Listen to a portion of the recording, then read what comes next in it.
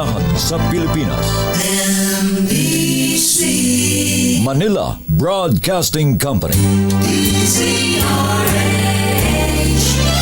DZRH, member, kapisanan ng mga broadcaster ng Pilipinas. Member KBP. Oras. Eksakto en punto. 6:02. Humahataw, humahagupit, lumalatay na komentaryo sa himpapawid. 2x2. Walang takot sa paghimay sa masalimuot na isyu ng bayan. 2x2. Humahataw na mga balita at impormasyon. 2x2. Ating damhin, ating lasapin ang hagupit na 2x2.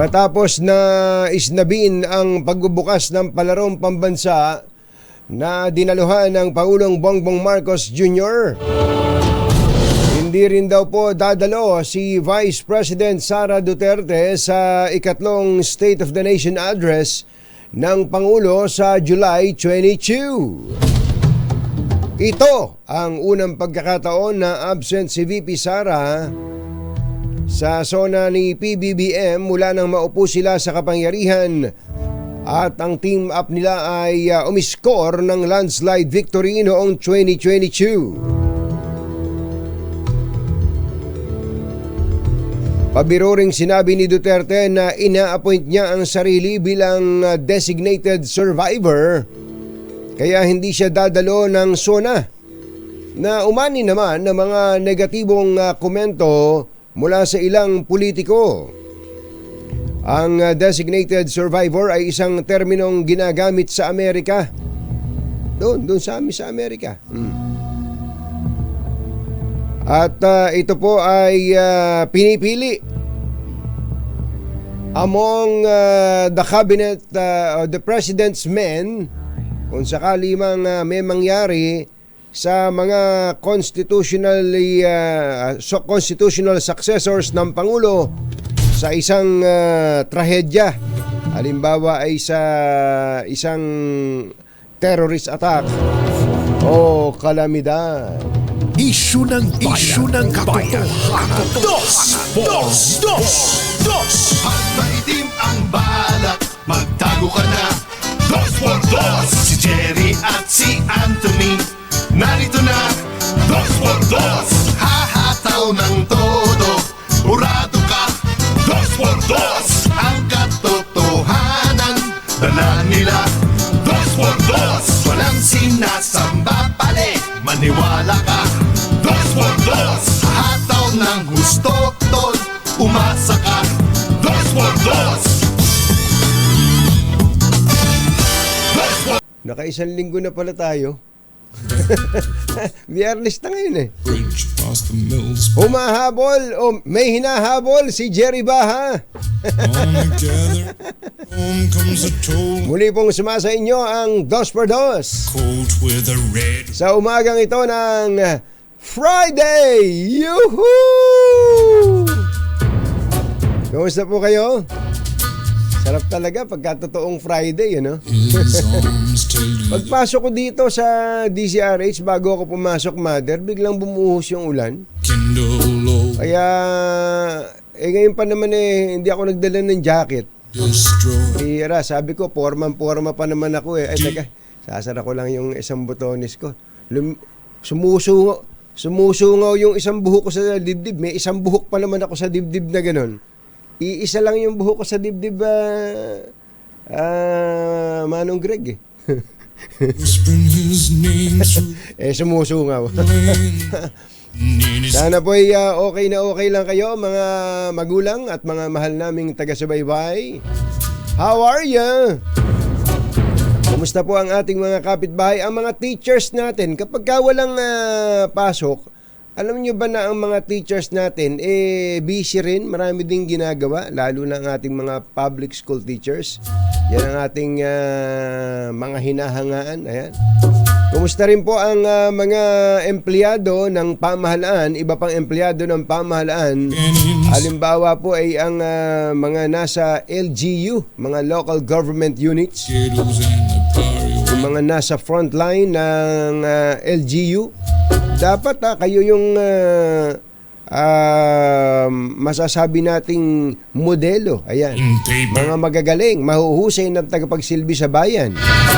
Dahil alam nyo kapag kami mga sablay sa serbisyong ibinibigay niya, halimbawa masungit ka, magang-maga nakasamba ko lang mukha mo, yung customer mo, ibig sabihin yung humihingi ng tulong sa iyo o kaya nakikipagtransaksyon sa iyo, di ba? Magbabayad ng buwis, magbabayad ng business permit, magbabayad ng iba pang mga bayarin sa City Hall. Ikaw samba ko lang mukha mo. Baka lumayas na yung magbabayad Para bagang may kasalanan yung nakikipagtransaksyon sa iyo, kontratuhin mo. Hindi, mali yun. Sila ang bumubuhay sa City Hall at bumubuhay din sa mga empleyado. Kaya magbago na yung mga ganon ang ugali. Lalo ngayon, ang mga nagsisilbi sa gobyerno, alam nyo ba, kapag tinanong mo yung nakakaintindi, paring Ray, tatanungin mo, saan mo ba gusto magtrabaho? Gusto ko magtrabaho sa gobyerno. Kasi ang pagtatrabaho bukod pa ito sa mga tulisan na empleyado ng gobyerno, meron talagang tulisan at mga opisyal ng gobyerno, hindi ito yung tinutukoy ko. Yun lang, isang empleyado ng gobyerno, makapasok ka sa isang opisina ng gobyerno, marami pong benepisyo ang isang government worker.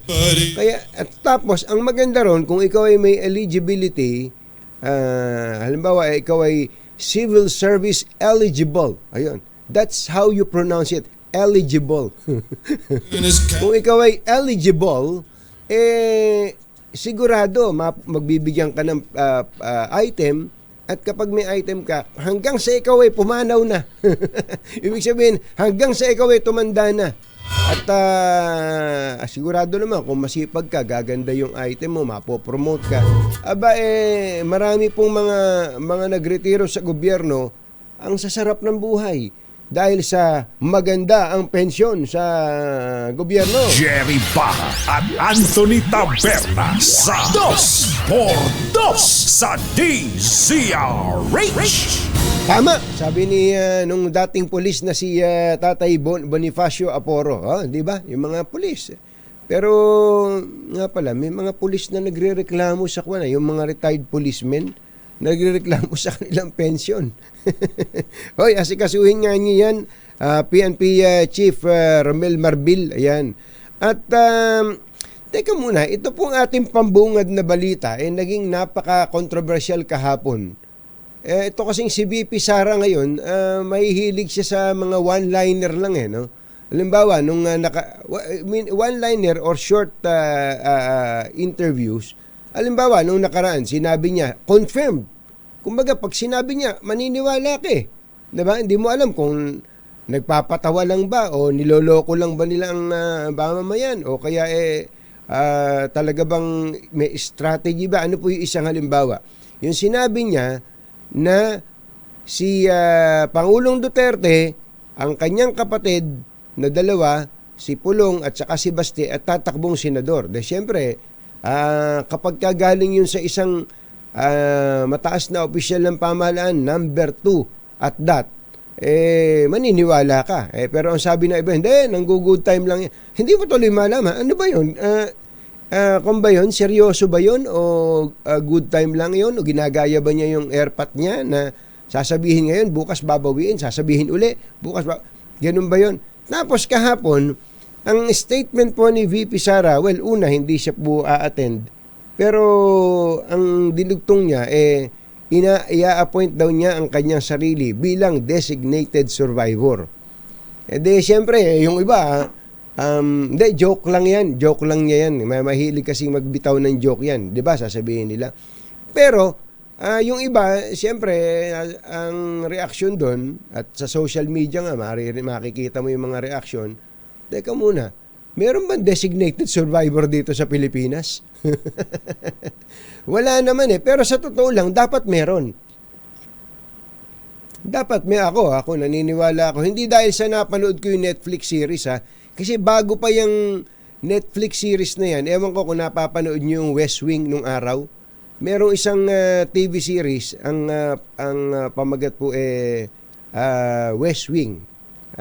Basta tungkol din po sa White House na Amerika. Meron pong designated survivor Sa Amerika po kasi, na hindi pa naman nangyayari, may pinipili, yung hindi naman pinakamahina, pero yung pinakawalang masyadong papel sa gabinete ng presidente, yun ang pipiliin bilang designated survivor. Halimbawa, sa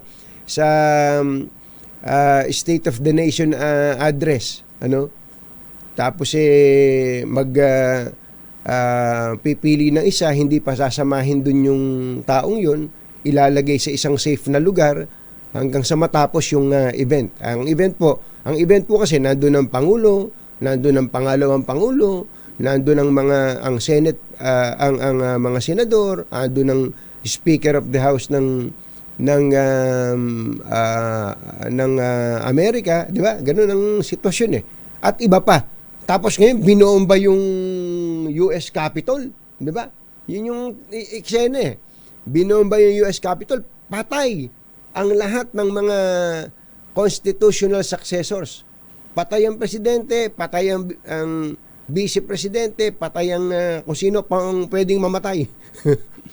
Ngayon, dahil merong designated survivor, merong isa na tatayo para maging in charge sa pagpapatakbo ng pamahalaan kahit na in the interim o kaya temporary.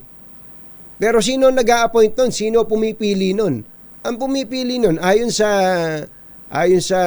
kalakaran dyan sa Amerika at ayon sa TV series, kapapanood natin ng TV series sa Netflix, ayon sa TV series, ang pumipili nun, yung presidente mismo. Hindi mo ipipresenta yung i-appoint yung sarili mo. Hindi, ako na yan. Kagulo yun, di ba? So, ina-appoint talaga yun. Ang pumipili nun ay ang Pangulo. Kaya, yung statement po ni VP Sara kahapon, ako personally, ang tingin ko, siguro napanood niya yung baka wala naman masyadong ginagawa si VP Sara. Ang isa sa mga huling napanood niya, pangalan nung Keith Sutherland. Yung, may Korean version yan yung designated survivor na TV series. Kaya ako, ang dating sa akin nun, joke lang yun. Pero yung iba, sineryoso yun. And in fact, tinutuligsapan nila si VP Sara. Pero sa totoo lang naman, ano naman ang masama? Ano naman ang masama? Kung ayaw niyang umattend ng SONA, nasa sa kanya naman yun. Mapapanood naman niya sa TV yung SONA ng Pangulo. Yun naman opinion ko lang. Pero yung pag-appoint ng designated survivor, hindi naman niya kailangan. Halimbawa, may mangyari naman talaga sa Pangulo, ayon naman sa ating konstitusyon, ang papalit talaga sa Pangulo pag siya ay namatay, siya ay nagkasakit, o yung nagkasakit kahit temporary, o kaya nagkaroon siya ng permanent disability, o kaya siya ay na-impeach, o kaya siya ay nag-resign. Yan po yung mga binabanggit sa konstitusyon. Ang papalit naman talaga sa kanya ay ang pangalawang Pangulo. So, wag na kayo magalit kay VP Sara. Wag na. Jerry Baja at Anthony Taberna sa 2x2 sa DZRH. Kaya lang, may mga masama, siyempre, mga conspiracy theorist yan Sabihin, baka may masama talagang balak tong mga to Baka may plano talaga tong maisog Di ba? May ganun. Naku, nakakatakot pa lang magpunta sa batasan ngayon. Baka biglang pasabugin yung batasan. para lang maging presidente si VP Sara. Di ba? Yun tuloy ngayon dahil sa kapapanood natin ng TV series. Pambirang pati siya. Oras mo natin. Achi, ahya. Ay, totoo ba ito? Naglabas na ng freeze order, di ba? Ang Court of Appeals sa lahat po ng mga bank accounts, lahat ng bank accounts ni suspended Bamban Mayor Alice Guo at ng mga kumpanya niya at ng mga yung involved sa kumpanya ng Pogo at iba pa. Magkano, alam nyo ba yung, ako nagitla dito sa report na ito ang kagilagilalas po ito dahil lumilitaw po na ang bank transaction po sa 90 accounts, sa 90 accounts, ang bank transaction ni Alice Guo, yung mga Pogo firms at mga binabanggit na pangalan, in 90 accounts ay may kabuuang total bank transaction na 28 billion. Grabe. 28 billion kasi hindi ka naman pwedeng magtransaksyon ng minsanan lang. So tinotal po ng Court of Appeals sa pamamagitan po ng report ng Anti-Money Laundering Council. Kaya makikita talaga ng AMLAC yung mga transaksyon kapag hiningi nila sa bangko. Tinotal po nila, pumapatak na 28 billion ang transaksyon. Yung bang may deposito, may withdrawal, deposito, withdrawal. Tinotal po nila yon 28 billion transaction. What? Pwede na ako magpatayo ng bagong Senate building dyan. Sabi siguro, laking-laki na tayo isang Senate building lang yan. Oras mo natin, Aji, Mr. Jelam Tang, Mayor Alice Guo, Lakyam Chapkauhun, 6:19 ng umaga, ACS Balita. Susunod na. Ang mga kumbatsero ng bayan, Katunying at Ka-Jerry. 2x2. Makatotohanan, balitang maaasahan. ACS Balita. Walang makakaligtas, walang makakalampas. San magsulok ng kapuluan, Luzon, Visayas hanggang Kamindalawan. Basta't may balita, ipagwagwagan ng sikat na tagapagbalita. ACS Balita. Kasama ang 2x2 tandem Anthony Taberna at Jerry Baha. ACS Balita. Ang programang ito ay hatid sa inyo ng ACS Manufacturing Corporation, ISO Certified, maker of world-class quality Pride detergent. Araw po ngayon ng Biyernes, Engineer Tony Nanggel, July 12, 2024. Narito na ang ulo ng ating ACS Balita. Bagong transit lounge sa NAIA 1 binuksan. Libreng sakay trivia contest tampok sa 44th anniversary ng LRTA. PNP dinagsa ng impormasyon sa posibleng pinagtataguan ni Pastor Kibuloy. Isang kasapakat sa kaso, arestado. 250,000 na Pinoy pinangangambahang maging tambay sa Pogo ban ayon sa PAGCOR. Pagsisilbi ng arrest warrant na uwi sa engkwentro, 2 suspect patay, 4 na pulis sugatan sa Tondo, Maynila. 9 na taong gulang na batang babae ginahasa bago pinatay ng isang lolo sa Basilan. Manyakis na lolo arestado.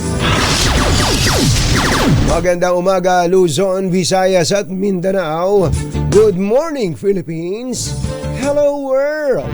Sa pangalan po ni Jerry Baha, ito si Anthony Taberna at ito ang ACS Balita. ACS Good News. Unahin natin ang ACS Good News.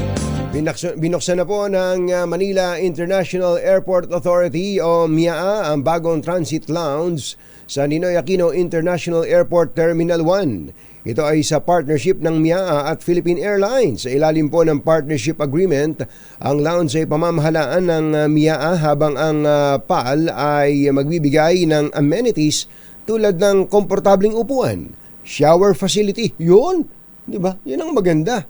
Yung sa ating lounge ng Philippines, pwede ka maligo. Amusement options at charging stations. Kung sa bagay, paring Ray, yung mga lounge naman talaga, kahit na yung mga lounge sa ibang bansa, may shower area. Pwede kang maligo. Wala lang sabon. Hindi, meron. meron. Lahat meron. Matatagpuan ang bagong lounge sa pre-departure area sa katabi ng OFW Lounge at ito ay nag-aalok ng inuming tubig, cellphone charging station, flight departure monitor at telebisyon. Bukod ito sa 24 oras araw-araw upang magbigay ng komportable at nakaka-relax na espasyo para sa mga pasaherong may connecting flights at mas maging kasiyasiya ang kanilang karanasan sa pagbibiyahe. Alas 6:28 ng umaga, naimbag bigat kada kayo amin na po. Agreeing kayon, gising na.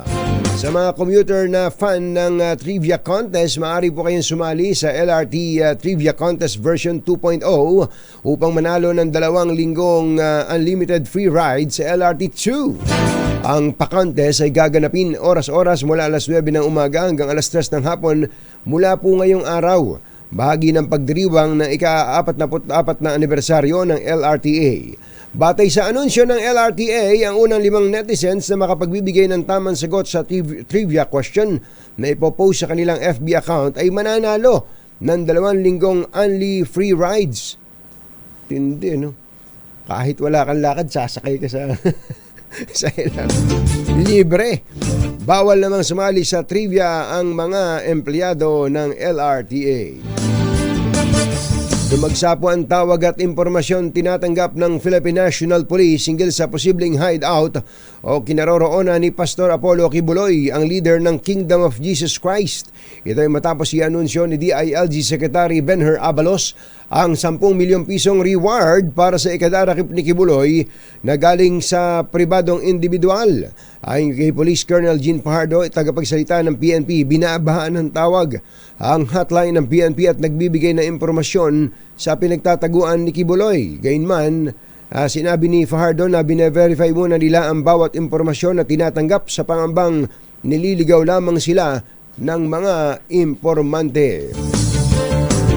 Hawak na ng Davao City Police ang kapwa akusado ni Pastor Kibuloy na si Pauline Canada.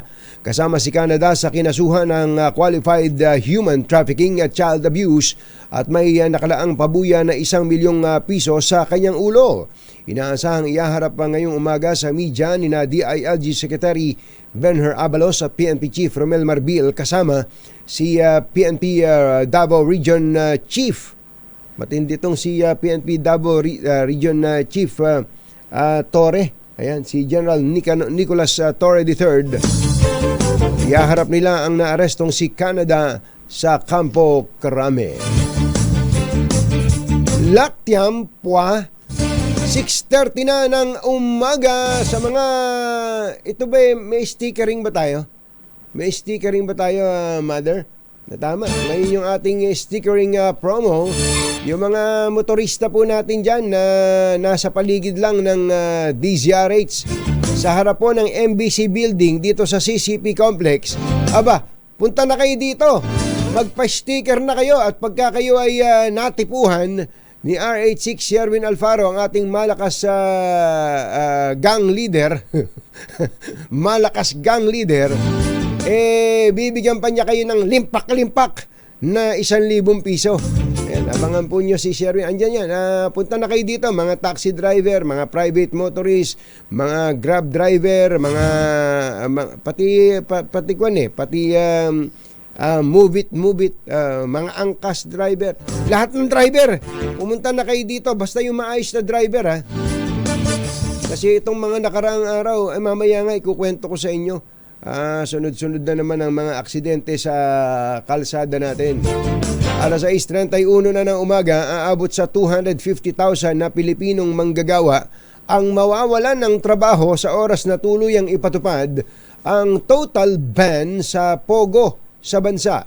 Bukod dito, sinabi ni PAGCOR Chairman Alejandro Tenco na aabot sa 23 billion pesos na buwis ang posibleng mawala sa pamahalaan ngayong taon sakaling tuluyan itong ipagbawal. Gayunman, nilinaw ni Tenco na susunod sila sakaling magdesisyon ang Pangulo at ang Kongreso na tuluyang ipagbawal ang Pogo sa Pilipinas. Ang ganong karaming Pilipino daw po ay umaasa sa Pogo o nagtatrabaho sa Pogo. Patay ang 2 sospek habang sugatan ng 4 na pulis matapos mauwi sa engkwentro ang pagsisilbi ng arrest warrant sa Balut, Tondo, Maynila. Kabilang sa nasugatan ng isang opisyal ng MPD Intelligence Division. Magsisilbi sana ng warrant of arrest ang mga operatiba sa isa sa mga sospek na si alias RJ Bata, na kinilalang miyembro ng Alcantara Criminal Gang at nagtatago sa kasong murder. Ayon sa ulat, posibleng natunugan ang 2 sospek na may paparating na mga pulis kaya agad na tumakbo ang mga ito sa isang bahay at pinaputukan ang mga pulis. Dito na nagkaroon ng palitan ng putok na nagresulta naman sa pagkamatay ng 2. Susunod! Tito Boy! Yung pong isang lolo na nahuli na pala. Nahuli na dahil sa panggahgahasa at pagpatay sa isang paslet dyan sa Basilan. Yan at iba pa sa pagbabalik ng ACS Balita. 6:33 ng umaga. Ang balita. Walang balitang makakaligtas, walang balitang makakalampas, saan mang sulok ng kapuluan. ACS Balita! ACS Balita! Ang programang ito ay hatid sa inyo ng ACS Manufacturing Corporation, ISO Certified, maker ng world-class quality Pride detergent. Hi! Maganda morning! Anong araw today, kumbachero? Yes, today is Laundry Day Friday! Yuhuu! At pag Laundry Day Friday, all you need is Pride Washing Machine Detergent. May triple stain away formula kaya tanggal ang makapit, madikit at malupit na dumit man siya, kaya easy ang labada. Kaya pala mula noon hanggang ngayon, all you need is Pride. All you need is Pride. ACS. Kasama ang 2x2 tandem Anthony Taberna at Jerry Baha. ACS Balita. Nabati lang pala natin ang mga magagaling na mga manggagamot na nakikinig sa atin, lalo na yung mga siruhano. Yung siruhano, yung nag-o-opere, surgeon, no? Ang pinakamagaling na orthosurgeon sa balat ng lupa, si Dr. Frank Ditabali. Dr. Frank Ditabali, magandang morning. Mulat mula pa talagang nakatutok na yan sa partnership namin ni Kumbachero Jerry Baha sa Dumpa, yung Gising Pilipinas pa lang namin ni Kumbachero ay kasama na namin yan. Dr. Frank Ditabali, magandang morning kay Kuya Ricky Ileto at siyempre sa ating mga tagapakinig dyan sa San Pablo, Laguna. Kuya Danny Flores, kumusta ba niya sa San Pablo? Kumusta ba yung ating pesang dalag dyan? Nami-miss na natin yan. Oras po natin, Lakyam si Chaphun, 6:40 na ng umaga. Arestado ang isang 65 anyos na ex-convict sa pagpatay at panggagahasa sa isang 9 na taong gulang na batang babae sa Limitan City, Basilan. Patay sa investigasyon, nagpaalam lang ang biktima na mamimitas ng prutas sa labas ng kanilang bahay, pero ilang oras ang lumipas ay hindi pa ito bumabalik. Natagpuan ang katawan ng biktima sa isang masukal na lugar habang nakapulupot ang suot nitong pang-ibaba sa kanyang leeg. Nahuli naman agad ang suspect na ituro ito ng ilang mga testigo na nakakita na kasama nito ang bata noong gabi bago ito matagpuang patay. Pinanindigan ni dating presidential spokesperson Harry Roque na hindi siya abogado ng Lucky South 99 na operator ng ni-raid na Pogo Hub sa Pampanga. Giit ni Roque, abogado siya ng Whirlwind, isang real estate company na service provider at nagpapaupa sa Lucky South 99. Real estate company po siya. Real estate company. Nagpatayo po ng mga building at umuupa doon sa lupa. At hindi lang po naman sila nagpapaupa, sila po yung service provider. So sabi nung Whirlwind, tulungan mo nga itong naglili sa amin na si Lucky South 99, ganun ba? I-assist. Yan po nangyari kasi baka pag nawala yung lisensya ng Lucky South 99 dahil sa pagkakaasang mawawalan din sila ng lessee, no? Mawawalan din sila ng kita, no? Pero isa po yan sa serbisyo na binibigay nila dyan sa Lucky South. Ayun. Gobyerno, linalakan din po nila. Objection, Your Honor. Leading. Sabihin nung pagka nanonood ka sa husgat, objection! The question is leading, Your Honor. yun naman pala ang sabi ni attorney. So yung whirlwind, yun yung may-ari ng property o yung paupahan, at yung Lucky South 99 ay yun yung Pogo. Yun yung Pogo. Tama po ba, attorney? Tama. Yan ang mga laying down the predicate. Yun. So, ang abogado ng Whirlwind, yung nagpapaupa, ay si Attorney Harry Roque, si Secretary. Ngayon, nilalakad niya yung mga papeles o yung lisensya nitong Lucky South 99, sapagkat yung Lucky South 99 ang rumerenta kay Whirlwind. Yun, ganun, no? Naintindihan ko na ngayon. Napakabait naman ni Attorney Harry Roque, no? Napakabait naman. Isip-isipin mong nag-aabogado siya sa tenant nung kanyang kliyente. Aba, kagaling ano. Kagaling. Pagka ganito lahat ng mga nagpapaupa, talagang mamahalin mo ito. Hindi ba? Ganito lang yan bibigyan ko kayo ng example. Halimbawa, ako may problema sa... Sample lang dahil restaurant naman ako. Halimbawa, may problema ako sa City Hall. Sabihin ko sa City Hall, sabi ng City Hall sa akin, oy, kailangan mag-comply ka dito sa sanitation permit na to, building permit, sa sanitation permit, fire permit, etc. Pag hindi, isasara ka namin. Sasabihin sa akin ng City Hall. Ngayon, pupunta ngayon sa City Hall yung abogado ng SM. SM, bakit? May pwesto si Katunying sa SM, sample lang to Sasabihin ng abogado ng SM sa City Hall, City Hall, baka naman pwedeng palampasin mo na tong si Tunying. Bakit naman? Sino ka ba? Ako abogado ng SM. Ano pakialam mo dito? Hindi naman ikaw yung kinatawan ni Tunying. Basta. Pagka nawala si Tunying sa amin, mawawalan kami na hanap buhay. Ganun kabait yung abogado ng SM. Nakita niyo yung pagkakapareho? Ganun lang. Ganun po yung paliwanag ni Attorney Harry Roque para maintindihan ninyo. Ganun sana. Ganun sana ang lahat ng mga nagpapaupa. Pinoprotektahan ng kanilang mga tenant. Ayos ba, attorney? Alas 6:44 ng umaga, nagpaliwanag po ang kampo ni Dennis Cunanan sa kanyang hindi pagdalo sa pagdinig ng Senado ukol sa illegal na pogo. Git ng abogado ni Cunanan, si Attorney Iril Boco, hindi nito natanggap ang subpuena at walang kaalam-alam si Cunanan sa pagdinig nitong Miyerkules. Tiniyak ni Attorney Boco na handa silang makipagtulungan sa investigasyon ng Senado. Paliwanag pa nito, nalaman lang nila na kailangan dumalo ni Cunanan noong kasagsagan na ng Senate hearing. Matindi to, pinaplansya na raw po ng Makabayan Black ang listahan. Bakit nalukot ba? Pinaplansya na daw po ng Makabayan Black ang listahan nito ng full slate 12 na kandidato sa pagkasenador sa darating na 2025 midterm election. Ayon sa grupo, tatawagin ang kanilang senatorial slate na oposisyon ng bayan. Parang ganun no? Ayon kay dating Bayan Muna Representative sa Toro Campo, handa ang grupo na humarap sa bayan at kailangan ng mamamayan ng tunay na oposisyon tungo sa tunay na pagbabago. Nagatid sa kabuuan ng ating ACS Balita sa pangalan po ni Jerry Baha. Ito si Anthony Taberna. Kasama ang 2x2 tandem Anthony Taberna at Jerry Baha. ACS Balita. Magandang umaga pala sa mga nanonood sa atin dyan sa Bohol. Mayong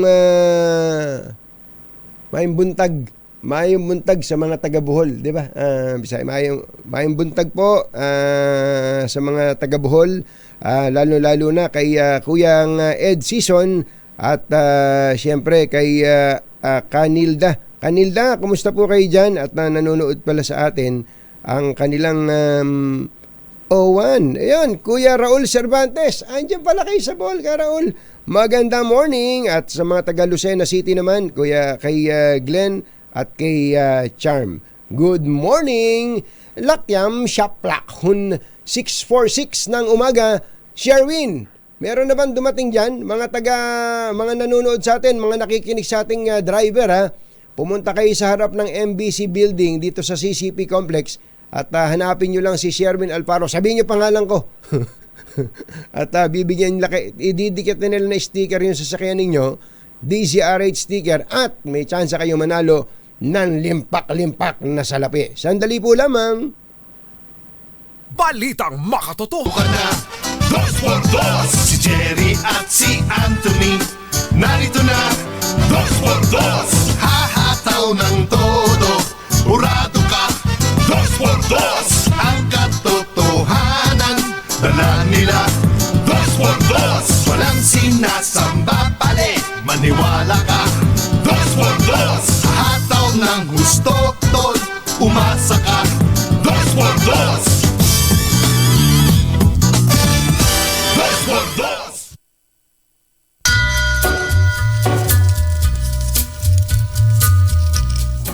Hi. O, parang umpisa uli parang intro uli tayo. Maganda morning. Oy, Sherwin, may nagtatanong dito. Baka lang gusto mo raw na malakas promo tayo. Sabi ni Mark Ermita, good morning Katunying. Araw-araw akong nakikinig. Kailan po nyo magbibigay ng cash at gift dito? Alam mo kung nasan sila, Sherwin? Nandun sila sa National City, California. Oh.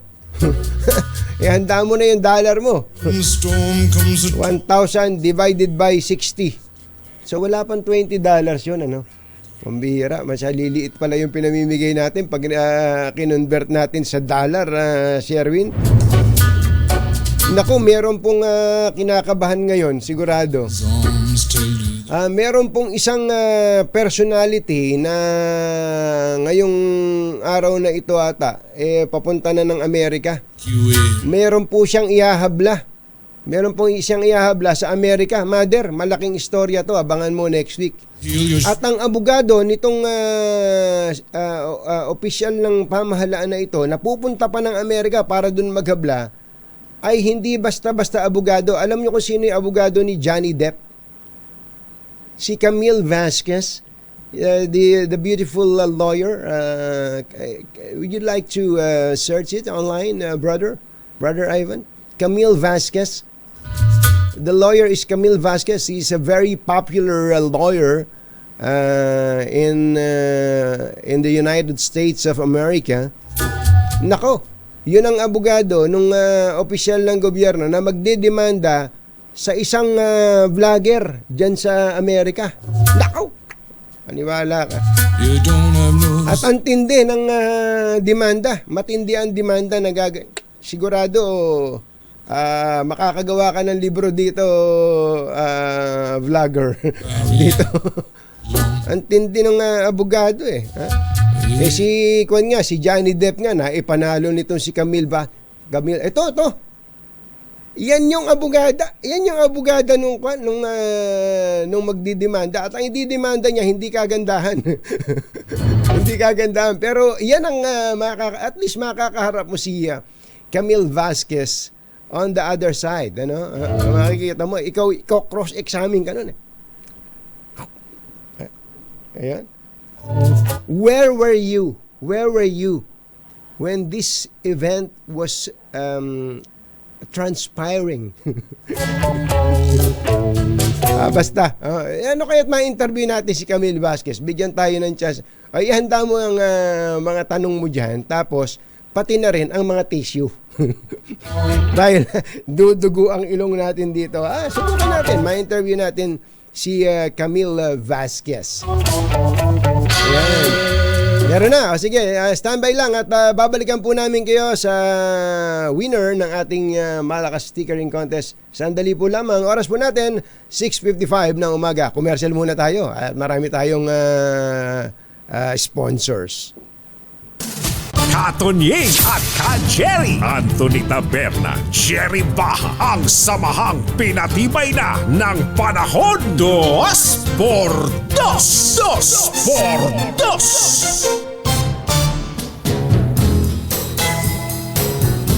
2 minuto na lang at alas 7 na ng umaga. Maganda rin sigurong pagka biyernes na ganito ay ating napapasadahan ng mga nangyayari sa probinsya, no? Lalo na yung politika sa probinsya. Eh diyan pala sa Cavite ngayon, 'di ba, pumanaw si Congressman Pidi Barsaga sa Dasmariñas. Ang mayor diyan asawa niya. Ngayon, mukhang ang ginugroom na tumakbong kongresista diyan ay mga Barsaga din. Ganun talaga, no? Pagka nakapasok na yung ako wala akong problema sa pasensya na kayo, baka magkaiba tayo ng pananaw dito. Wala akong problema kung magkakaapelido yung opisyal ng pamahalaan. Personally, oo, ito po ang banner story po ngayon ng Manila Times. Ito, asan ba yung Manila Times? Manila Times. Ito po ang banner story ng The Manila Times. SC wants Congress to pass dynasty law. Ako, hanggat walang totoong dynasty, anti-dynasty law na ibabawal, halimbawa si Mrs. bawal, kung nakaupo si Mrs. ay hindi dapat na nakaupo sa ibang posisyon si Mr. o kaya yung anak niya. Kung meron pong batas na ganun, halimbawa talagang specific na bawal, sundin natin yun. Pero alam nyo, hanggat wala, hindi natin maaawat yung mga yan. Sino ba may kasalanan at nauupo yung mga yan? Binoboto ng tao. Ba't ba ibinoboto ng tao yan? Sasabihin nyo, kasi namili ng boto kung yun, totoo naman yun. Totoo namang may namimili ng boto, no?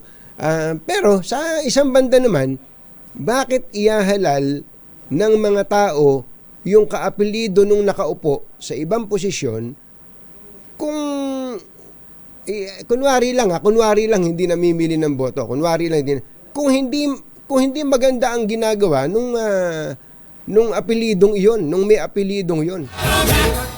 Kaya actually madali lang sabihin bawal yung politika, wag iboto yan. Madali sabihin yun. Pero minsan sasabihin mo, sino iboboto ko? Sino iboboto ko yung hindi ko pa nasusubukan? Sabi nga iba nating mga kababayan buti pa nga itong political dynasty sa amin kahit magnanakaw may nagagawa Saan ka na nakakita ng ganong klaseng kaisipan? Naarinig na po ba kayo ng ganong klase ng pangangatuwiran ng iba nating kababayan? Di bali nang magnakaw yan. Di bali yung magnanakaw yung nakaupo sa amin na magkakamag-anak pa. Basta may nagagawa. Anak ng bakang dalaga. Ito na inabot natin ngayon. Kumbaga, basta may nagagawa na lang. Kahit magnanakaw pa, pwede na. Hindi po dapat ganun Kaya lang, ano ba gagawin natin? Tulad po nito, Supreme Court wants Congress to pass dynasty law. Sino daw ang magpapasa? Kongreso. Ipapasa ba ng mga congressman yan? Higi nga. Ipapasa ba ng mga senador yan? Higi nga. Higi nga. Kahit na magtatalon tayo dito, kahit na mapatid pa ang ugat natin sa leeg, wala pong mangyayari sa panawagang ito ng Korte Suprema. In fact, mga kababayan, in fact, nasa Constitution naman natin na kailangang magkaroon ng batas laban sa dynasty. Kailan pa ba yung tinamaan ng magaling na Constitution na yan? Kailan pa? 1987 pa. Anong taon na? Anong taon na ngayon? 2024.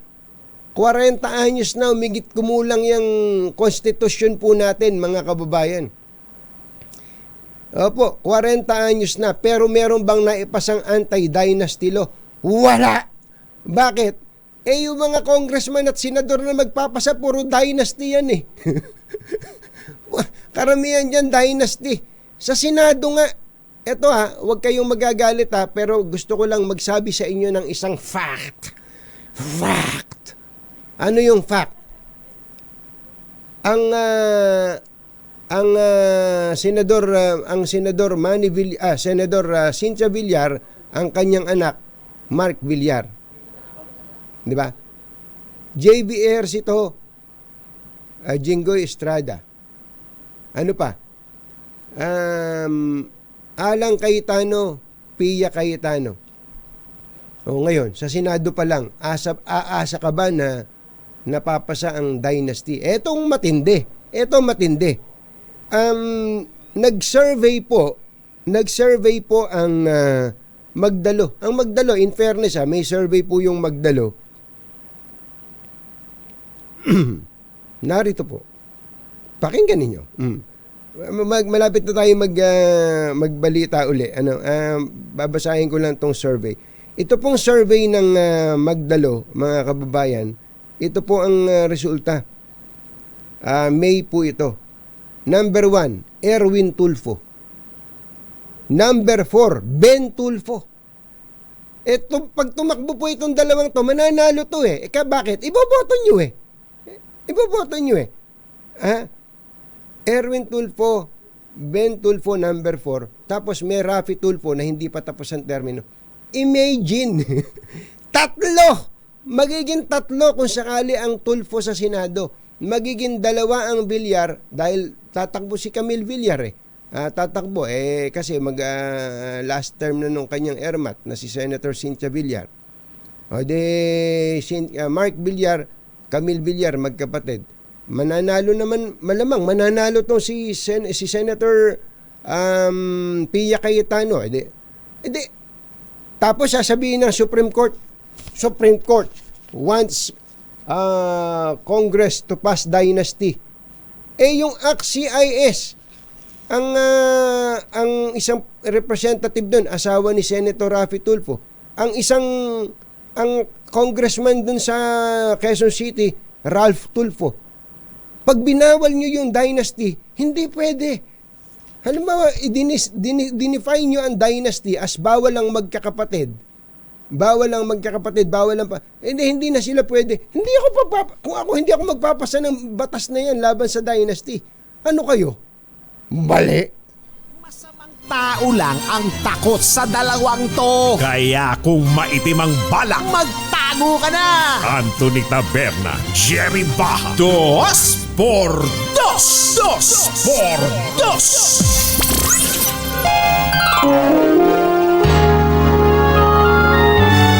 Kauna-unahan sa Pilipinas. Manila Broadcasting Company. DZRH. Member, kapisanan ng mga broadcaster ng Pilipinas. Member KBP. Oras. Kapopoy. 6 na minuto na makalipas ang 7 ng umaga. Balitang bagong-bago. Balitang dapat alam mo. Balitang magdadagdag ng talino. Dahil bagong impormasyon, makibalita. Unang-una sa DZRH. Pangunahing balita. Kasama ang 2x2 tandem nina Anthony Taberna at Jerry Baha.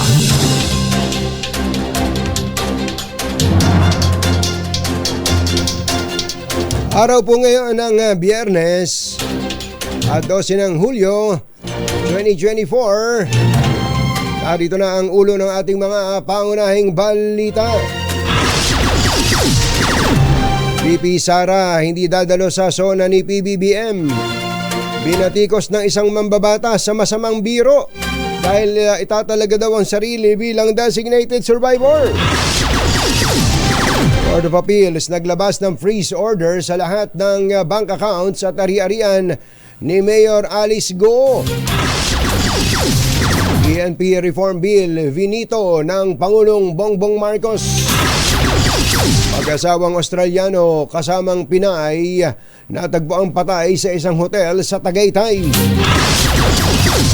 Isa sa kapwa-akusado ni Pastor Apollo Kibuloy na aresto sa Davao City. Labing isa patay sa salpukan ng sasakyan sa Cagayan.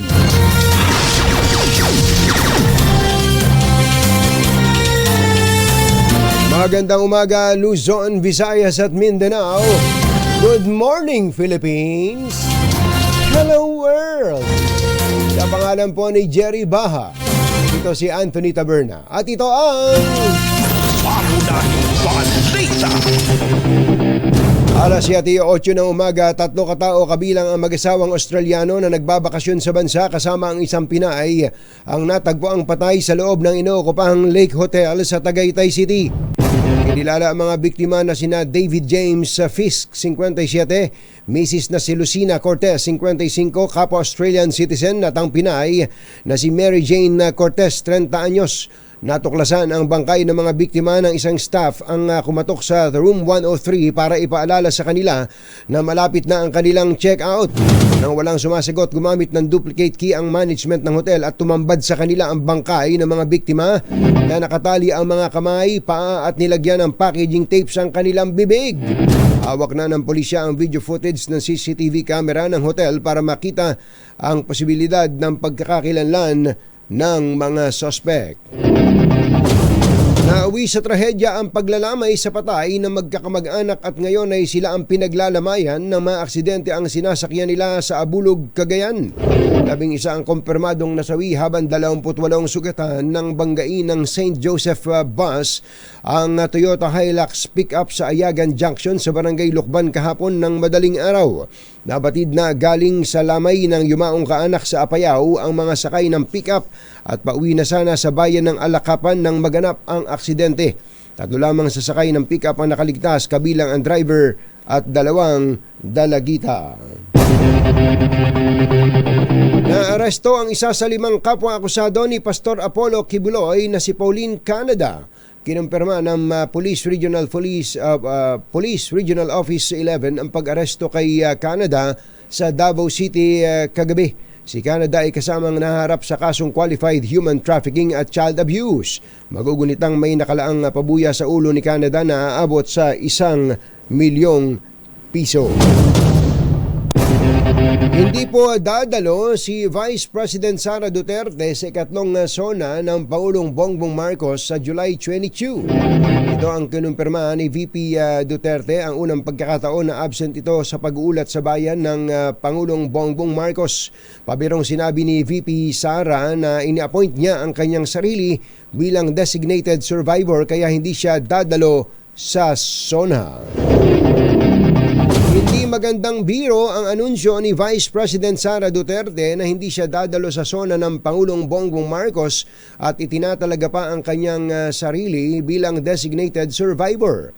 Ayon kay San Jose del Monte, Bulacan Representative Florida Robes, hindi ginagawang biro ang tungkol sa seguridad ng Pangulo at hindi nila inaasahan ang ganito na magmula pa sa pangalawang Pangulo. Binigyan din ni Robes na base sa naging tradisyon ay palaging dumadalo ang Vice Presidente sa SONA kahit pa nagmula sila sa magkalabang partido ng Pangulo.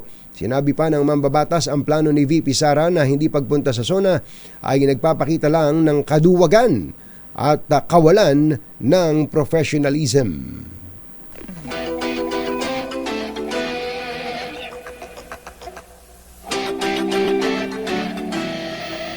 Kausapin natin si Manila Congressman Joel Chua. Kaugnay po nito, Congressman Chua, magandang morning. Si Katonying po ito.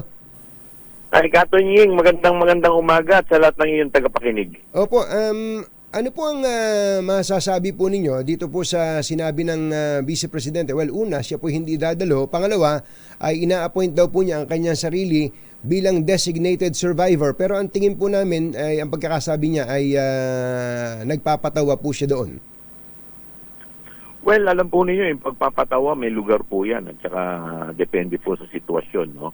Pero kung ang pag-uusapan po natin ito pong SONA kung saan ang seguridad ng Pangulo ang nakataya po dito at hindi lamang po ang Pangulo, pati lahat po ng mga matataas na opisyal ng ating gobyerno. At may mga foreign dignitaries pa po rito. At imbitado rin po dito yung mga dating presidente. Tingin ko medyo hindi po maganda. Bad taste kung sasabihin po natin, no? Kasi unang-una po yung paghahanda lamang sa SONA ay hindi po biro. Buwan po ang ginugugol natin dyan para ito po ay pagbigyan ng mahigpit na seguridad. Pangalawa po, ang SONA po, napakahalaga po niyan dahil dito po ilalatag ng Pangulo ang kanyang programa sa susunod na 1 taon. At sasabihin rin niya yung mga naganap o mga accomplishment nung nakaraang 1 taon. So dapat na mahalaga na lahat po talaga ang mga opisyal ng gobyerno ay nandirito na sa ganon malaman kung saan ba tayo patungo ang ating bansa sa susunod na isang taon. Alam po ninyo, yung considering na yung political tension ngayon, papalapit na yung midterm election at yung mga inaabot po natin international, yung mga problema po natin sa West Philippine Sea. Sa tingin ko po yung ganitong biro hindi po maganda. Oho. Actually, yung pong while nailatag nyo na po kanina kung gaano kahalaga po yung SONA, but still ay ako naman po naki VP Sara naman po siguro, you may agree with me, kung gusto niyan dumalo o hindi, wala namang makakapilit sa kanya doon. Pero ang tingin ko sa pagkakaunawa ko po sa sinasabi nyo ay medyo hindi talaga maganda yung biro tungkol sa designated survivor thing. Tama po kayo. Kasi parang sinasabi mo, may mangyayari doon. Diba? Parang ano ba yung designated survivor po sa Amerika po yan. Yan po yung kung saan yung isang cabinet secretary pinipili po yan. Yun yung designated survivor. Hindi po papa-attend doon sa State of the Union address ng Pangulo. Opo. So, para in the event na may mangyari, may makakasurvive at siya ang magiging acting president. Dito naman po, sa atin naman po, automatic naman po yan by operation of law, yung rule of succession, maliwanag po yan. I'm sure alam naman po ng Presidente dahil yung ating konstitusyon, yung binabanggit sa kung ano man ang mangyari sa Pangulo. Nasa saligang batas po natin yan. Kaya hindi ko po alam kung bakit po niya binanggit yan dahil unang-una wala naman po ditong designated survivor law pa na naipapasa.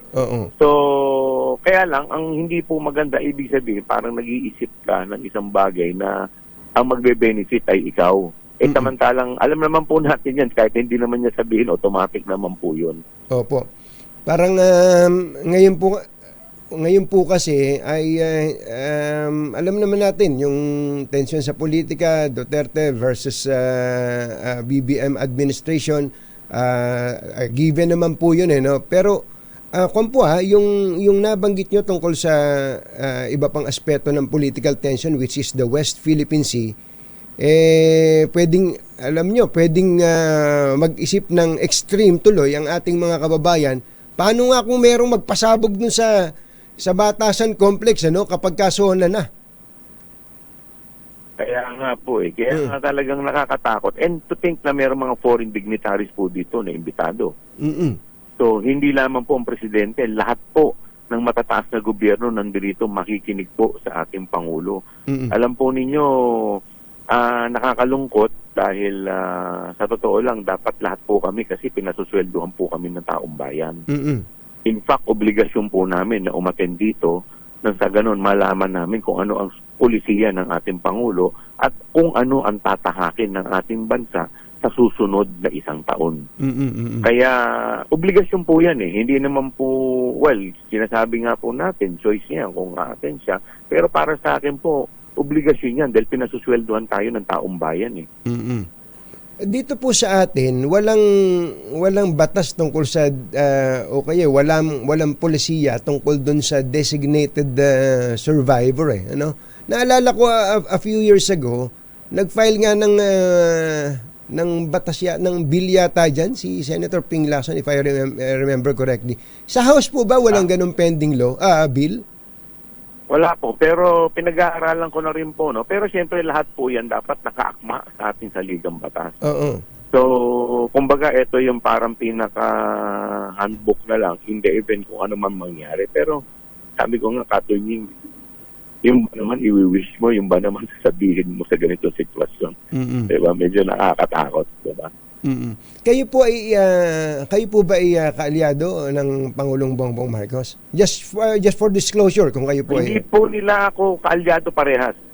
In fact, hindi po nila ako parehas kilala. Ako po ay nag-iisang aksyon demokratiko sa Kongreso. Noong nakaraan po, ang sinuportahan ko po ay si Yorme, si Isko Moreno. At hanggang yun po, ako lang po nag-iisang aksyon demokratiko sa buong Kongreso sa mahigit 300 kongresista. Alam po ninyo, ang tao po nagsalita na Ang taong bayan nagsalita eh. So, dapat yung galangin natin lahat. Dapat lahat tayo magkaisa para sumuporta sa layunin ng ating Pangulo kung ito ay maganda. Dahil alam po ninyo, ang success ng ating Pangulo ay success ng ating bansa at ng bawat Pilipino. So siguro lahat naman po tayo, gusto po natin maging matagumpay ang Pangulo at maging matagumpay ang ating bansa. Ang dami po natin problema ngayon. Nakikita ako, nandito ngayon sa Kongreso at nakikita ko po lahat yan. In fact, ang isa po sa gusto ko pong marinig sa SONA kung ano po ang plano ng ating Pangulo dito po sa nagtataas ang kuryente. Oo, tama din naman. Dapat i-address po yun. Opo. I-address po yan. In fact, siyempre, nakita naman po natin, pinipilit ng Pangulong i-address yung pagbaba ng mga presyo ng bigas. Nakikita natin, maganda yung mga tinatahak natin. So, ito po, nang nakikita na po natin ngayon, ito po yung mga power sector. Ito po, kasi sa mga probinsya, marami po akong mga kasama ng mga mambabatas na talagang nagrereklamo. Patuloy pa rin ang brownout. Tapos yung tigil ng kuryente, ang taas. So, yan po ang isa sa mga inaasahan ko. Kaya talagang ako, yan po yung pakikinggan ko kung ano talaga ang plano ng ating Pangulo. Opo, kaya ako po tinanong yun. Baka kasi may mga nanonood, nakikinig sa atin, sabihin, attack dog siguro ng administrasyon tong Congressman Joel Chua na to.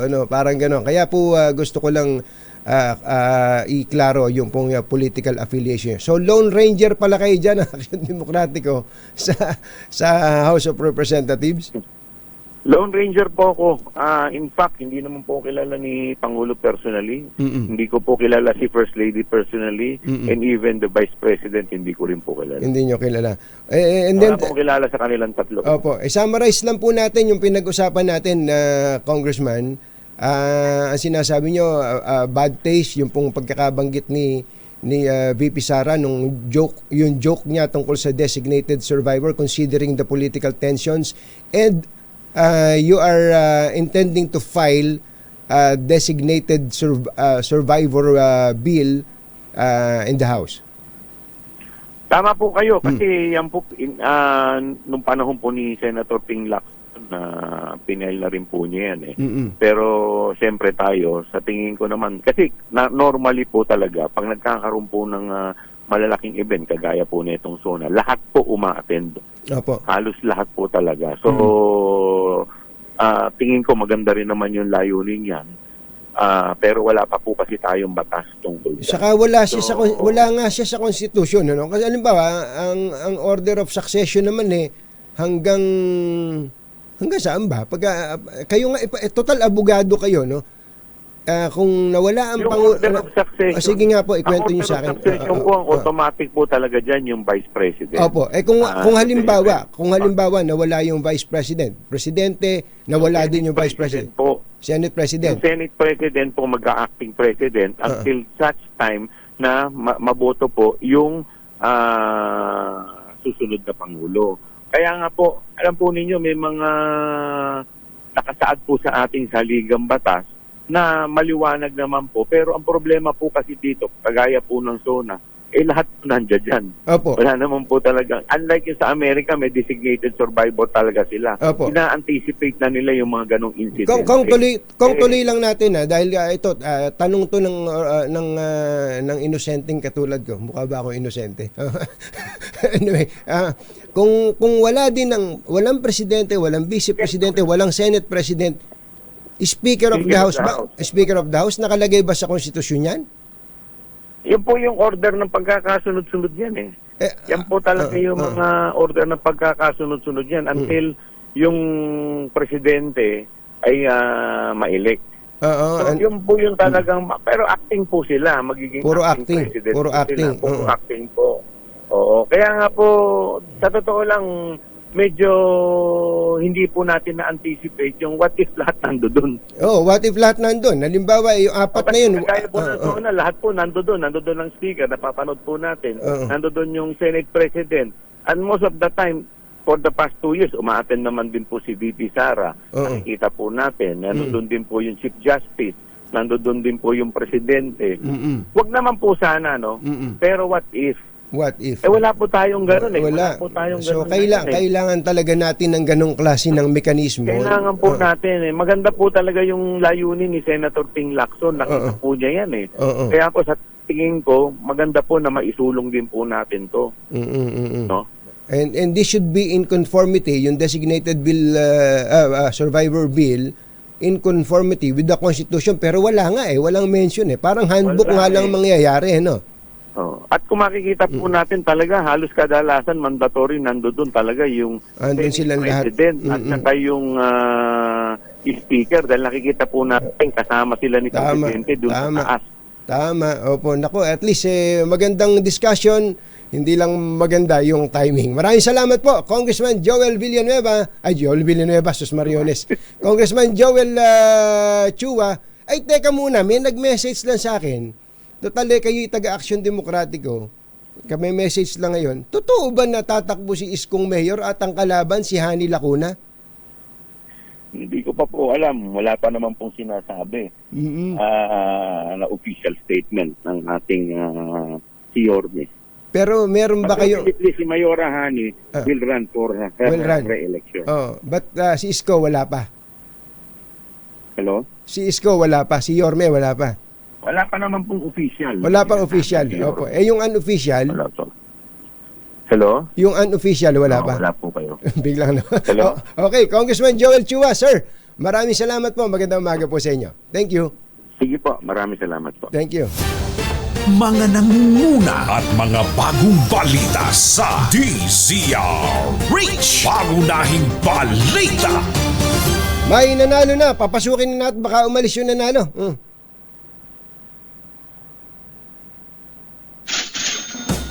Makinig maigi dahil baka nasa area mo ngayon ang swerte.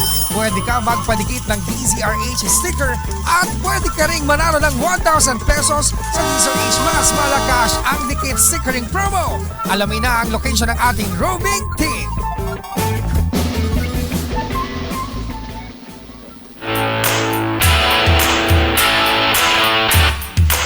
Kala ko walang gustong pumunta sa DCRH. Sasara ko na sana itong CCP complex na to eh. Sherwin, go, go, go! Yes, magandang umaga Katunying at talagang umulan sa labas pero umulan din ang mga nagpadikit na teacher sticker sa kanilang mga taxi. Unang-unang dumating itong si Kuya pangalan mo? Jerry, si Kuya Jerry. Ang transport taxi. Pangilang mo na? Ay, buhat pa nung matagal na panahon. Laging kinig tayo sa DZRH, mga taxi driver. Para kahit pa paano, may ayuda tayo dito. At sumunod si Kuya Arturo Sison. Si Kuya Arturo, anong taxi mo? Hans din, magkasama. Hans taxi at si Kuya Marcelino Magno, RMC Taxi. Matagal na ako nakikinig ni DZRH. Panahon pa ni si Matar. Gusto niyo ba makita si Katunying? Hali nga, pasukin natin! Pasok din. Biruin mo, gusto nila makita. Gusto makakita ng gwapo din pala ng mga to eh. Alam ba nila na birthday mo? Alam ba nilang birthday mo? Hindi pa. Dapat alam nila. Happy birthday, Sherwin. Happy birthday. Nako. Maraming salamat sa mga nakakaalala. Eto na. Andito na. Ayun, matindi. Good morning po. Good morning, partner. Halika kayo. Dito kayo. Ayan, paupuin natin yung mga bisita natin. Ay, upo kayo dyan. Ito mga special guest natin dito. Ay, ihanda mo na yung foods pa natin dyan, ha. At mga special guest. Mahirap kaya magmaneho, kaya kailangan masahihin natin itong mga to. Ba't ba puro kayo nakapula? Birthday nyo ba? Hindi po, talaga yan ang uniforme Bigyan nyo namin. nga ng mic itong mga to. Yan po talaga yung uniforme namin. Ayan. Lapit ka ng konti, partner. Ayan. Total, bisita ko na kayo dito eh. Ano nga pangalan mo, pare ko? Arturo Sison po. Arturo. Uy, baka kamag-anak mo yung aking kaibigan, si Kuya Ed Sison. Marcelino Magno. Taga saan ho ba kayo? Pangasinan. Ordaneta. Jerry De Caser. Jerry Anthony. Wala yung pangalan mo eh. Jerry. Taga saan naman kayo? Probinsya po. Oo. Surigao City po. Taga Surigao. Tinan mo nga naman. Kayo anong probinsya niyo? Ako, Balagtas, Bulacan ako. Bulacan. Northern Luzon, Central Luzon, tapos Mindanao. Oo, Matindi. pero nandito kami lahat. Nagkasama-sama pala ang kumusta naman ang pasada ninyo? Tiyagaan lang yan. Oo. Sa awa ng Diyos, lahat naman Basta ang nakukuha. importante kapag kayo ay namamasada, bago umalis ng bahay, nananalangin, di ba? Natural. Yung number 1 yun, para mag-ingat. Parang yung kasamahan ko, tuwing may makikita siya na simbahan, nagpo-cross. Hindi, natural. Miski ako. Sabi ng Chinese, cross-cross ka pa, bilis naman metro mo. Sabi. Tama. Yun pa isa, kailangan ay matapat ang paghahanap buhay natin. Walang lamangan. Alam niyo yung mga pasahero, kapag ka mabuti kang driver, hindi ka nanlalamang sa kanya, pagkatapos magaling ka pang makipag-sales talk. Totoo po yun. Misa, mas malaki pa yung tip kaysa sa metro. Di ba? Kayo magsasabi niya, bigyan mo ang tip to mga to. Bigyan na natin ng tigwa 1,000! Bigyan mo tigwa 1,000. Ayan, Thank you, DCRH. Happy anniversary. At birthday ni Sherwin Alparo. Ay, happy birthday po, Sherwin. Birthday ni Sherwin. Happy birthday kay grocery, tsaka t-shirt! Ayun, may grocery. Yun! Baka may gusto kayong sabihin. Batiin nyo na gusto nyo batiin. Ay, unang-una binabati ko yung asawa ko. Siyempre, mahal na mahal ko yun. Si Mariki lang, tsaka yung mga anak ko. Ayun. Saka yung mga naging tropa ko dyan sa Paco. Sa Paco. Especially yung kamag-anak ni Pangulong BBM, si Lito Marcos. Mga tropang Paco. Yung mga tropa Martilyo. Kumusta mga tropa Martilyo? Binabati ko yung asawa ko at saka yung apo ko. Nandito ako sa DCRH. Nakuha na naman ako, pangatlo na. Pangatlo? Pangatlong panalo na nito? Babihin mo. Babihin. Taon-taon. Akala ko hindi lang ako makakabol. Sabi ko matatapos na lang yung anniversary. Wala pa ako nakuha yun. Talagang swerte. Talagang batang DCRH to. Kuya. Ako, binabati ko yung mga kamag-anak ko dyan sa Mindanao. Andito po ako sa DCRH. Kasama ko po si Katon Ying. Ayun. Ay, Champo, sinusundan ko to. Kahit sa istasyon. Matagal kayo na wala. Oo nga, maraming talagang nanonood at nakikinig sa DCRH. Partner, maraming salamat sa inyo at mabuhay ang lahat ng mga driver, mga matatapat na driver na nakikinig sa atin. Thank you. Thank you. Maraming salamat, DCRH. Okay. Paborito ko rin si Sister El na tawa ng tawa na ibig na ito mag-asawa. Thank you so much sa ating mga Thank you. Ingat kayo. Ayun. Tingnan nyo, nilusop. Thank you, Sherwin. At maraming salamat po sa mga sumusubaybay sa DCRH dahil po sa inyo, number 1 on DCRH sa Metro Manila sa pinakuling survey ng Kantar Media. Thank you! Mga nangunguna at mga bagong balita sa DZRH. Pangunahing balita. EO Executive Anthony Taberna at Jerry Baha. DZRH. Pangunahing balita. Nako, kahit na Biyernes, medyo hectic ang schedule natin ngayong araw. Pagkatapos itong 2x2, kailangan kong magbangko uli at may aasikasuhin. Ganun tayo eh. Pero hindi yung bangko na 28 billion ang transaction ha. Nako, ang problema lang kapag yung iba ang iniisip pag nagbabangko, mahaba pila. Talaga naman, laging mahaba pila. Buti na lang, kumbatsero, at sa BDO, pwede kang mag-schedule ng appointment online bago pumunta sa branch. Bago yan sa iba ha, pero simple lang. Magtungo ka lang sa www.bdo.com.ph, i-click ang branch tab, mag-book ng branch visit kung anong oras ang gusto mo at piliin ang transaction na gagawin. Kapag nakaregister na pwedeng makatanggap ng QR code. Yun, pag na-register na, makakatanggap ka ng QR code na i-scan pagdating mo sa branch para automatic ka nang nakapila. Ganon, hindi ka na matatagalan.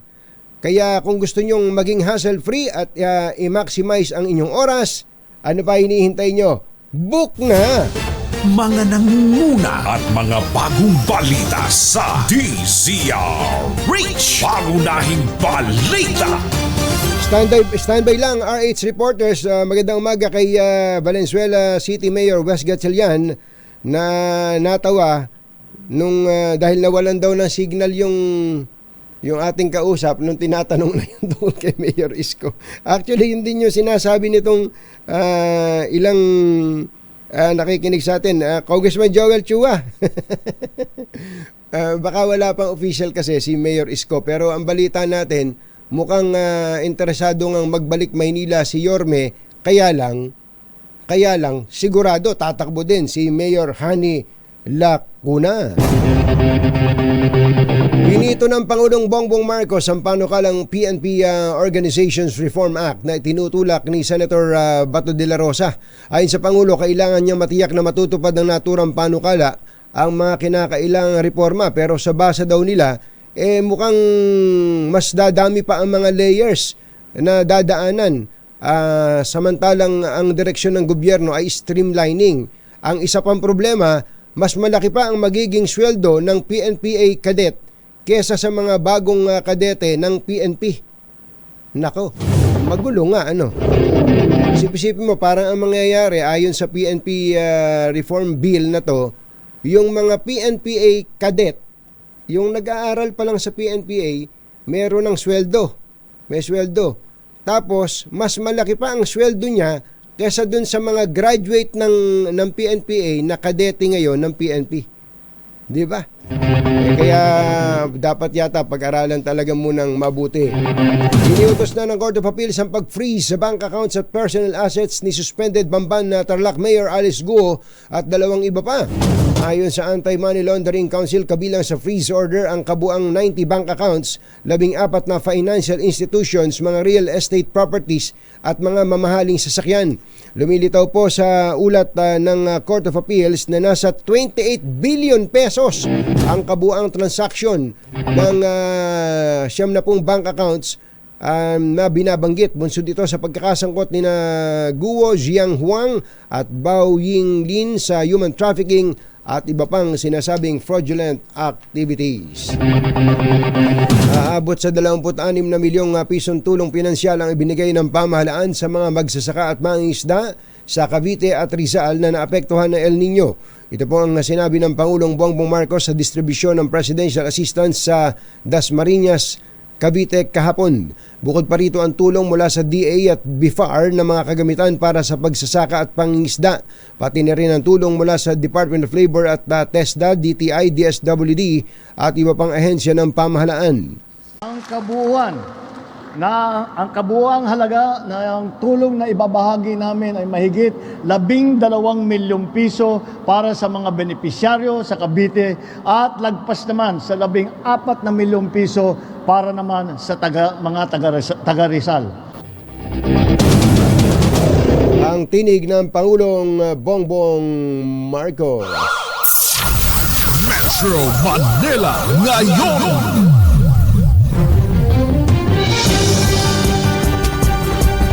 Maglibot tayo sa Metro Manila ngayon. Meron daw pong isang kalsada sa Tondo na ginawa ng mini dump site. Ayan ang problema, Mayor Hani Lacuna. Dito kayo maiiskoran, mapupuntusan. Dapat ay hambalusin ninyo yung naghahakot ng basura dyan. Sino ba kontraktor dyan? RH29, Boy Gonzales. Come in, boy! Anthony, ginawa na naman mini dump site ng mga pasaway na residente ang Center Island ng isang bahagi ng Mel Lopez Boulevard dito sa Tondo, Manila. Nadatnan ko ang naturang lugar na sobrang dami ng basurang itinapon ng mga residente. Ayon sa mga tauhan ng Manila Department of Public Service na nag-aakot ng basura tuwing umaga na lang, ginagawang tapunan ng basura ang nabanggit na lugar. Ang panawag nila sa mga barangay opisyal at pulis, nabantayan nila para mahuli ang mga residente nga nagtatapon ng basura kung saan dahil meron namang city ordinance na tapat ko, linis ko. Hindi lamang ang Center Island ng Mel Lopez Boulevard na ginagawang tapunan ng basura, maging ang ibabaw ng Delpan Bridge. Ayon sa driver ng Jonel Waste Management na minsan, nakakita pa siya ng isang residente na nagtatapon ng basura sa mismong ilog ng Delpan Bridge. Para sa kauna-una sa Pilipinas DZRH, ito si Boy Gonzales, tuloy-tuloy sa pagbabalita, tuloy-tuloy sa serbisyo. Sama-sama tayo, Pilipino. Ano nga uli ang pangalan ng kontraktor ng basura sa Maynila, Kuya Boy? Lionel Waste Management. Lionel, maayos naman yung Lionel. Lionel, maayos yung ano? Maayos yung kanilang mga pag-akot sa iba't ibang lugar sa Maynila. Pero mayroon talaga mga pasaway na residente. Pag umaga, nagsimula na sila pati yung mga Extra Island, yung mga kanto-kanto at maging itong Delpan Bridge, matagal na natin itong ipinanawagan, itong Delpan Bridge na kanina nadaan na namin na magkabilang side ng tulay sa ibabaw ay tambak ang basura. Barangay yan, barangay. Sa barangay. Dapat barangay ang kumilos siya. Saka wala ba silang mga barangay, sa bagay, hindi na kailangan ng barangay ordinance dyan eh. Common sense lang yan eh. Saka meron city ordinance sa Anthony. Ang pagkulinis ko, kahit sa labas ng iyong bahay, bawal maglagay ng basura. Kaya nga. Yun ang problema. Nako, nanang ko po. Sige, Kuyang, sana'y may mahambalos dyan. Thank you. Dapat na may masampulan ng mga barangay o kaya ng mga pulis. Balik sa'yo, Anthony. Thank you, Tunay Boy Gonzales. Nakakalungkot talaga itong ganito. Alam niyo yung pagka nakakita tayo ng mga ganyang klase ng report, nakakarinig tayong ganyang report, yung bang iisipin mo, may pag-asa pa ba tayo? Ang dami nating inireklamo. Lahat na lang inireklamo natin, pati nga away ni Joe Biden at Donald Trump, pinapanood natin, nakikimiron-miron tayo. Tapos, basura lang, anak ng bakang dalaga naman. Basura lang. Ano ba gagawin natin sa mga Pilipino? Pero pag makapagreklamo, wagas, bayaw, wagas na wagas. Lahat ay sinisi sa buhay niya, pero basura lang, basura lang. Hindi natin maayos, anak ng bakang dalaga, bakang bakaw. Minsan gusto mo nang sumuko sa mga kapwa mo Pilipino no? Anyway, Valderrama. Bilang na araw, Valderrama. RH52, Edniel Parosa. Ito, baka sakali, maganda-gandang balita ito. Meron daw pong pangalawang Kadiwa store na murang bigas ang ibinebenta. Binuksan dyan sa Marikina. RH52, Edniel Parosa. Kami na, Edniel! Kung sa ibang lungsod sa Metro Manila wala pa itong 29 pesos na bigas. Dito sa Marikina, binuksan na ang ikalawang Kadiwa outlet ng Program 29. Matatagpuan ito rito sa Barangay Nangka, kasama sa 3 idinagdag na lugar para sa programang layong mapakinabangan ng mga 4-piece beneficiaries, senior citizen at solo parent. Kung yung dati may 10 last week, may dinagdag na 3 ngayong araw na ito, kasama yan o kasama dyan itong Nangka sa Marikina.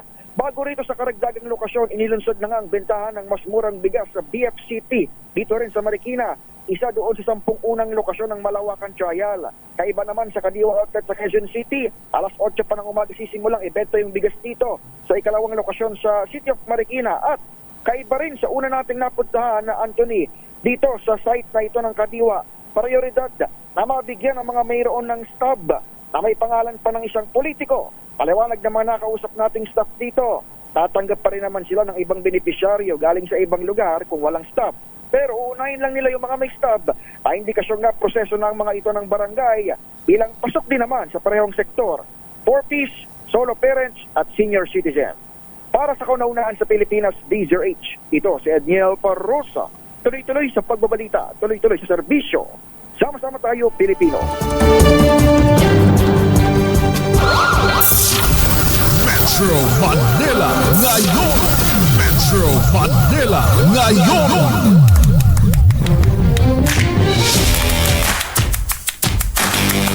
Puntahan naman natin ang probinsya. Ang Pangulong Marcos daw ay magpupunta ng Aurora. Bago mag-assume bilang DepEd Secretary, si Senator Sani Angara ay pupuntahan niya doon sa Aurora. Pupuntahan siya doon ng Pangulong Bongbong Marcos. RH25, Grace Ansano. Coming, Grace!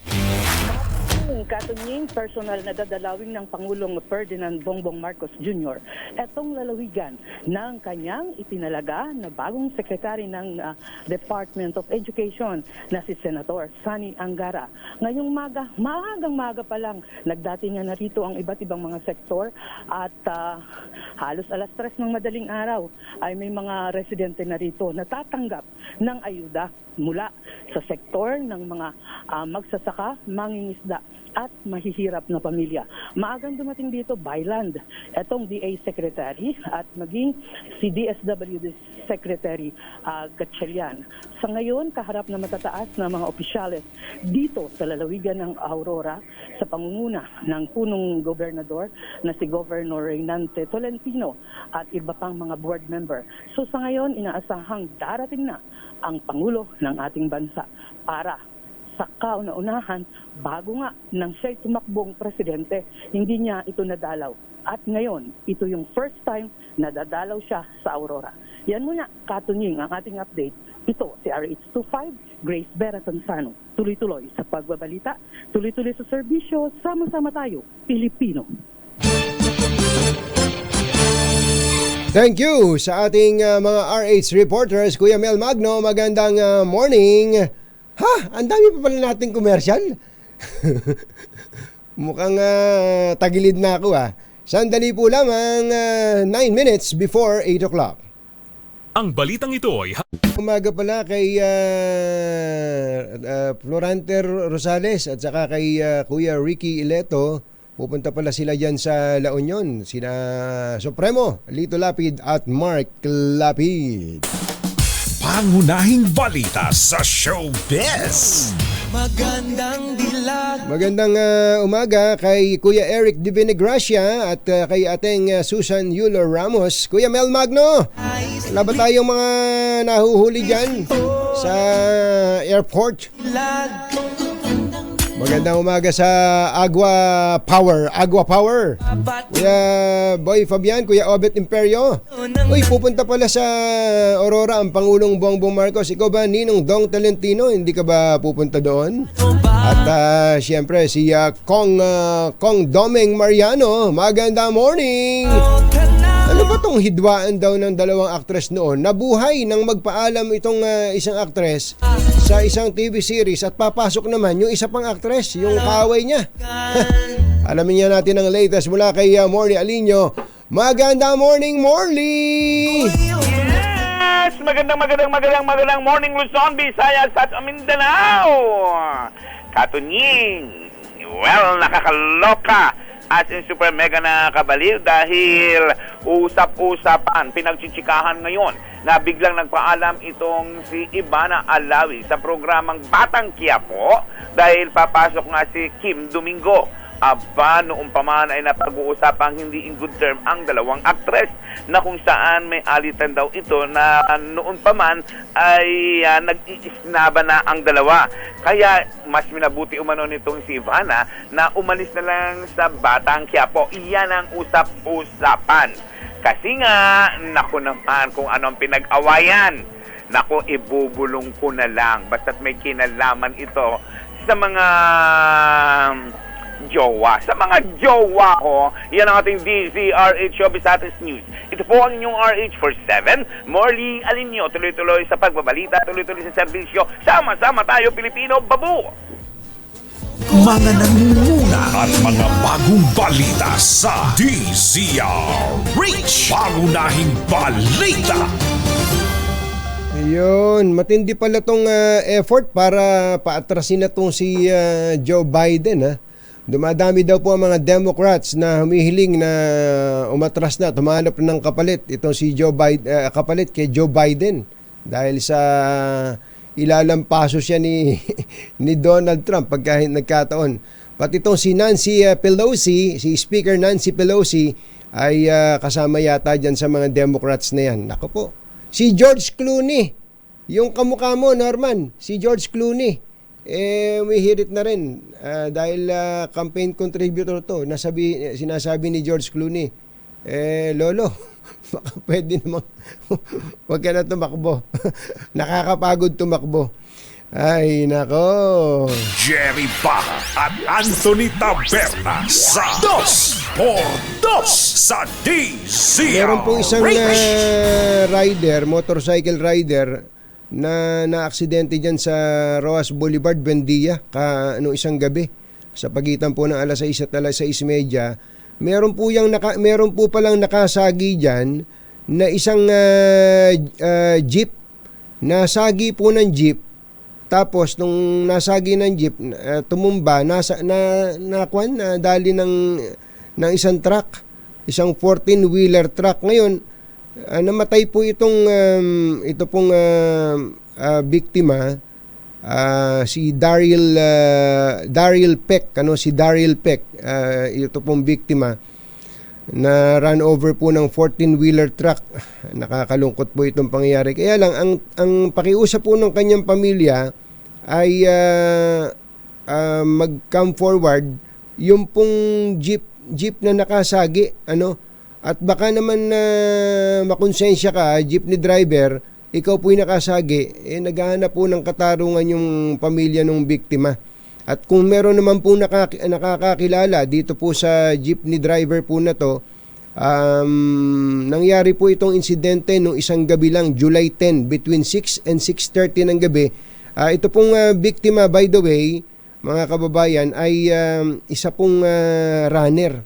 Ito po siya. Baka makakita nung RH TV natin. Ito po yung victim.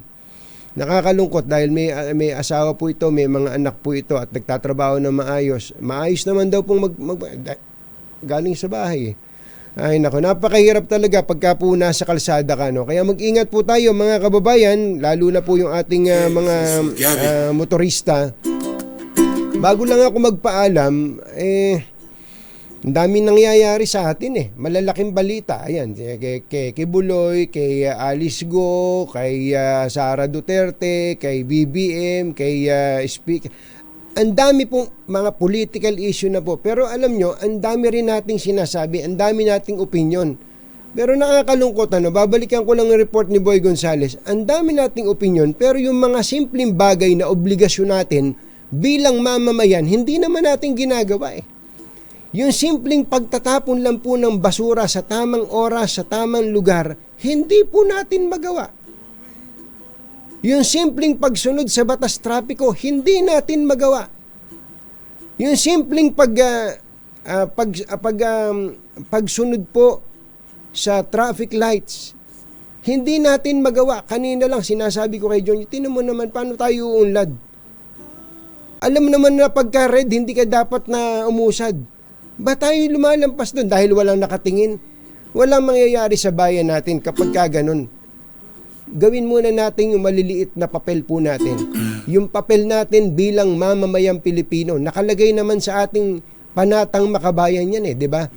Tutuparin ko ang aking tungkulin bilang isang mamamayang masunurin sa batas. Nakalagay po sa ating... Di ba? Nakalagay po yan. Gawin po natin yung papel natin bago tayo tumingin sa iba. Bago tayo humingi ng tulong sa ating pamahalaan, tulungan muna natin ang ating sarili. Bago natin sitahin ang ating kapwa, sitahin muna natin ang ating sarili. Baka sakali ang ating bayan umunlad. Kahit bago tayo sumuko, nakakapagod na to. Ang bayang to, gusto na natin minsan sukuan kapag ka nakikita yung ibang bansa ang pinag-uusapan, ano bang gusto na nilang magtayo ng coffee shop sa buwan. Tayo ang pinag-uusapan pa rin natin, basura. Ay nako. Pasensya na weekend Bye! Happy weekend! Woohoo! Damdaming bayan! Susunod na!